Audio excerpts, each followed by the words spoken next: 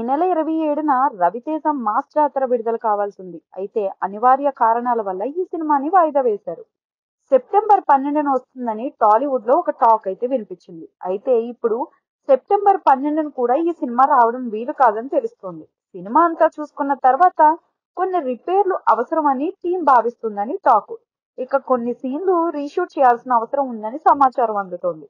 అందుకోసం రవితేజ, శ్రీలీలతో పాటు ఇంకొంతమంది కీలకమైన నటీనటులు డేట్స్ మళ్ళీ అవసరమయ్యాయి. వాళ్ళందరి డేట్లు చూసుకొని రీషూట్లు చేసుకుంటే తప్ప కొత్త డేట్ ప్రకటించే అవకాశాలైతే కనిపించడం లేదు. పైగా సితారా ఎంటర్టైన్మెంట్స్ కాస్త కుదుపుల్లో పడింది. ఇక కింగ్డమ్, వార్ 2 సినిమాలతో నష్టాల్ని చవి చూడాల్సి వచ్చింది. ఇప్పుడు కంబ్యాక్ గట్టిగా ఇవ్వాల్సిందే. అందుకే మాస్ జాతరపై నాగవంశీ ప్రత్యేకమైన శ్రద్ధ చూపిస్తున్నారు. వార్ 2 హిట్ అయితే ఆ ఉత్సాహంతో మాస్ జాతరని వదిలేశారేమో. ఇక ఫలితం తేడా కొట్టడంతో తదుపరి సినిమాపై జాగ్రత్తలు పెరిగాయి. అది ఒకందుకు మంచిదే. రిలీజ్ ఆలస్యమైనా కానీ ఎవరూ పట్టించుకోరు. కానీ ఒక్కసారి సినిమాపై నెగిటివ్ టాక్ వస్తే మాత్రం ఆ ట్రోలింగ్ తట్టుకోవడం చాలా కష్టం. ఈ విషయం నాగవంశీకి బాగా తెలుసు. అందుకే జాగ్రత్త పడుతున్నారు.